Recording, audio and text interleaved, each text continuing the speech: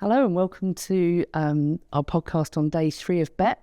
My name is Samantha O'Leary. I'm the Head of Training at TA Education and I'm really pleased to be joined by Sarah. Would you like to introduce yourself, Sarah? My name's Sarah Westcott. I'm the Assistant Head at Queen Elizabeth School in Barnet, and we've undergone a recent one-to-one device transformation journey, which I'm here to share a little about. Fantastic, thank you. So thinking about the fact that you've deployed those devices over the last 18 months, what impact has it had on teaching and learning within the school that you've seen? I think it's really been a chance for departments to rethink why we do things the way we do things in the classroom. Our aim from the start was very much that the one-to-one devices are a tool, so it's part of the teacher's pedagogy. It's not replacing that really important role of the teacher at the front of the class. But what it's enabled us to do is to employ a much more sort of mixed media approach to our teaching.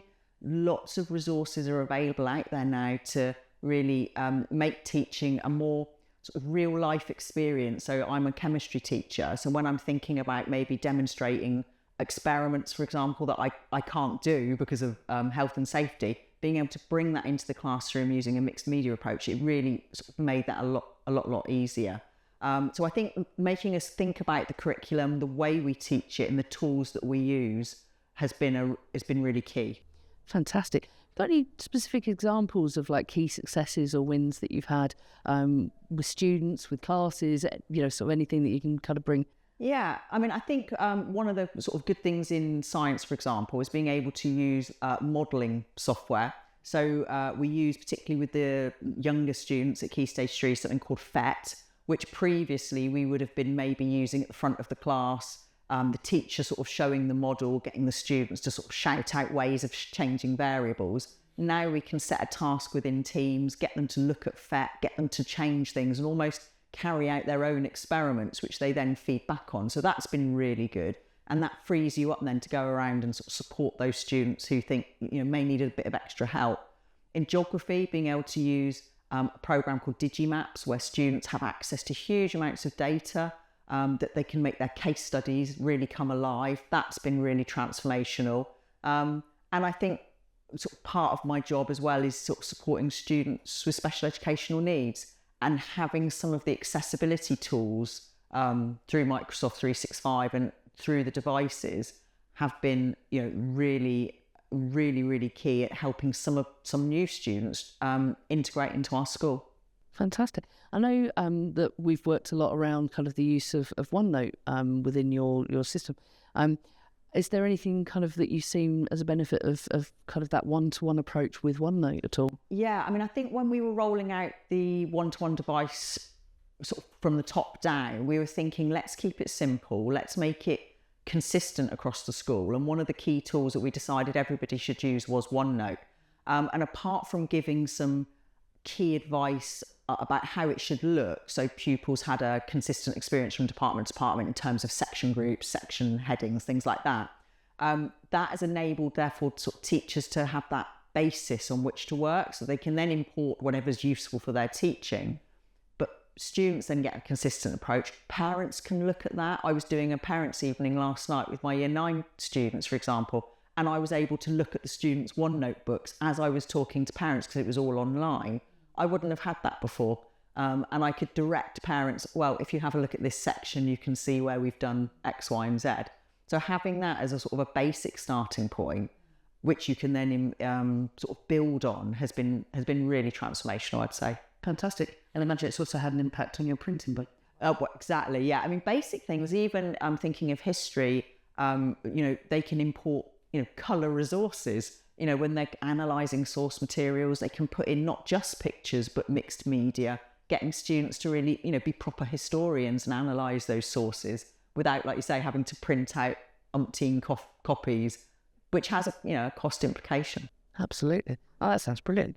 Okay. So how have teachers adjusted to the change? So you're about 18 months in now, aren't we? So how have the teachers kind of adjusted to that change? What have you seen both, sort of positive and where you've needed to put support in perhaps? Yeah, I mean, I think it was realising right at the start that support would be needing. I think it's really important that everybody comes at this with a different set of skills and experiences and also a set of fears. There is fear around technology sometimes, feeling that we're trying to replace what a teacher does, or we're trying to homogenise what goes on in the classroom.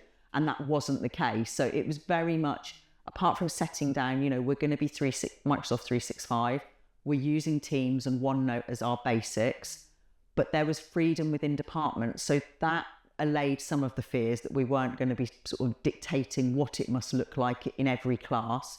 The fact that we were using it as a tool, and it wasn't, we're now moving to this sort of awful, image of students just staring at screens all day, which, was again a big fear of parents around screen time.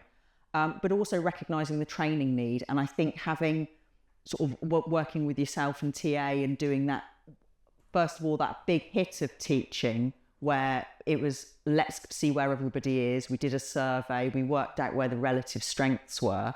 And then we said, let's do some initial training to get everybody comfortable with the devices we're going to be using. And then let's drip feed more training through. And then also do some different training for things like heads of subject who are going to be developing curriculum materials. So really differentiating that support, I think, was key. So how have you approached curriculum redesign? So I think that's something that quite often, I wouldn't say it's missed, but is often we go with the technology, we go with, training teachers on using the technology, and then actually, what we really need to think, back to what you were saying about pedagogy before. So, how have you actually approached kind of that curriculum redesign conversation with your HODs? I think talking to you, I know we were made aware of the SAMR model, where we very much, again, to allay teachers' fears, but also to have that incremental development approach, thinking about what can we substitute first of all. And the photocopying is a big example of where you can, one, it's not only substituting it, but it's improving it because of the media that you can use, but then also looking at the augmentation and then the replacement and the modification, but being really selective about the tools we're using. So it's not just a going mad in a sweet shop where we're picking and using everything, but it's actually what will enhance our teaching. So looking at things like FET, for example, which is enhancing the student experience in the classroom, and letting teachers and heads of subject, when they're considering their curricula, really do that in a slow, thoughtful way, and not just grabbing at everything that they see first of all. Yeah, and I think actually that considered approach is really, really important, because it does help to reduce the overwhelm that can happen kind of with the adoption, particularly, sort of if you're going one-to-one, right the way across, your key stages, that can be very overwhelming for teachers. So I think that considered approach you've taken, sort of is actually really interesting. And I think starting with 1 year group, so we sort of very much started with our year 7s. We had a lead in of the sort of summer before we issued the devices in the September of, let's think about our curricula, let's think about how we're going to set the OneNote class books up. Let's really put some thought into what that's going to look like. And then once that was going well, you can sort of reproduce that model with the older years, but you've got more experience then. So the year 7s don't know any different. They come in, they're sort of keen to learn. We put in place a digital literacy course for the year 7s because we recognised, that they weren't going to be necessarily skilled in using things like a stylus and all the professional tools within Microsoft 365. So that was a very sort of something we really thought hard about. Was actually, we assume they're digital natives and they're not. They're good at swiping. So getting them used to using these professional tools was really key. And then thinking about how, when we rolled it out with the older years, how that needed to be tweaked to be age appropriate was really important. And now we've got years 7 to 10 all using one-to-one devices across their subjects. And it was quite interesting because you actually accelerated your rollout, didn't you? Can you tell us a little bit about that? Yeah, so we had a very sort of slow approach. We prepared the year 7 parents, obviously prior to their induction to the school, so they knew what to expect. We issued them the devices in the September when they arrived.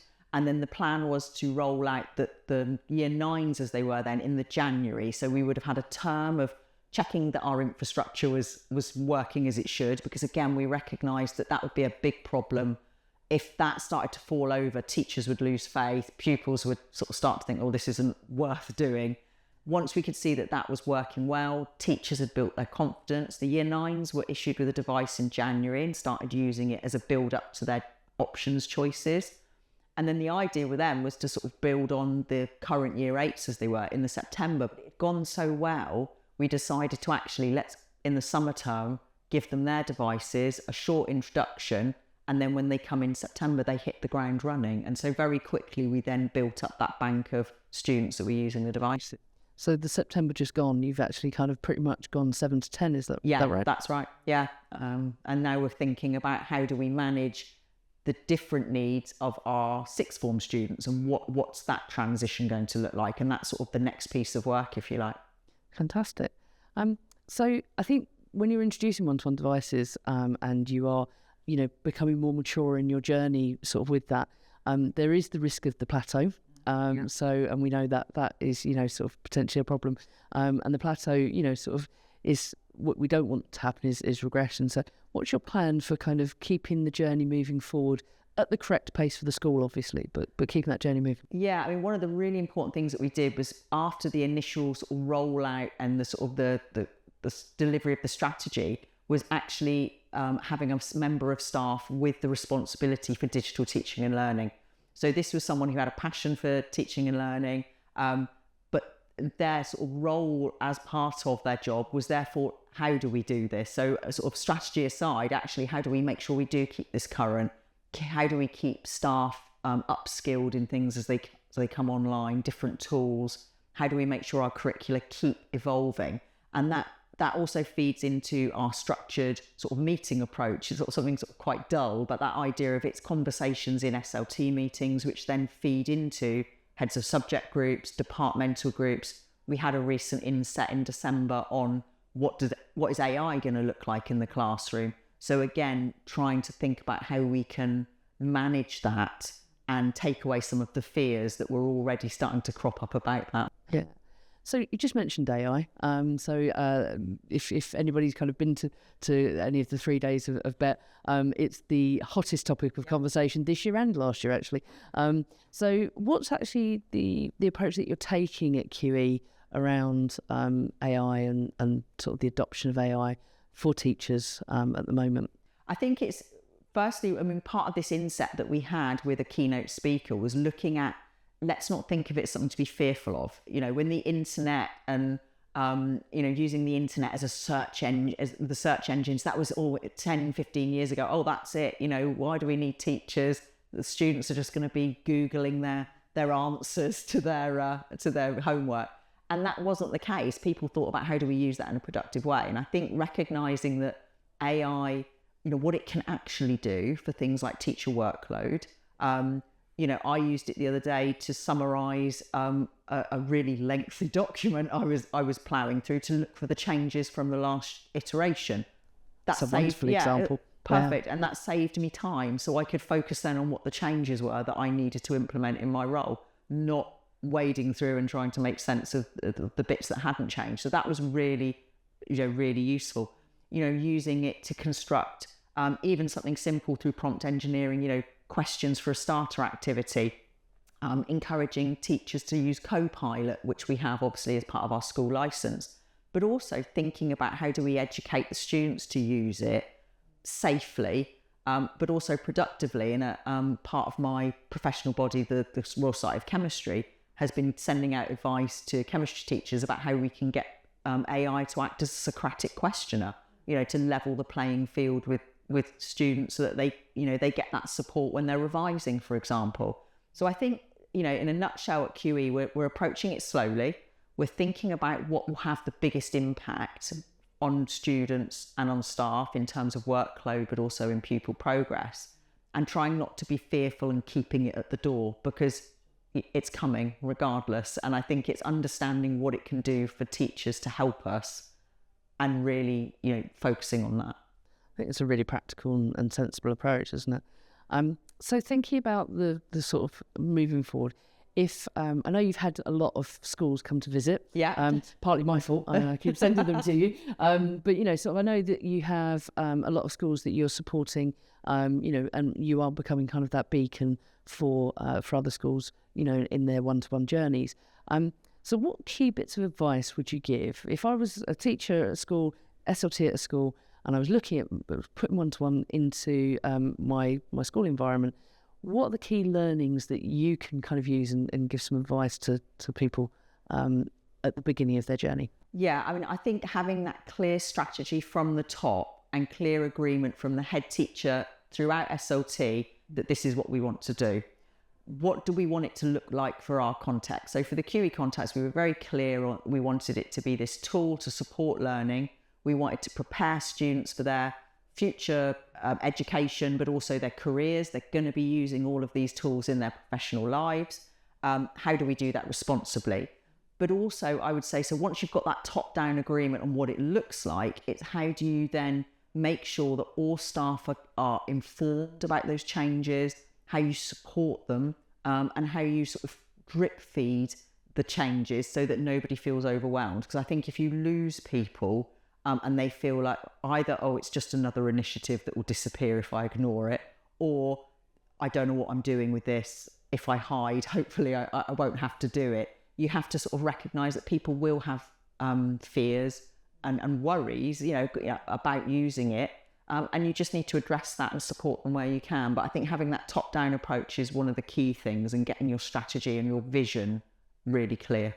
So I think you mentioned like a really, really important point. And I think having the whole of SLT on board, having the head on board, having the whole of SLT on board, it's one of the things I've been really impressed about at QE. Every time I visit, your head teacher, Neil, is always there to say hello and explain what he's been doing recently in the classroom and that sort of thing.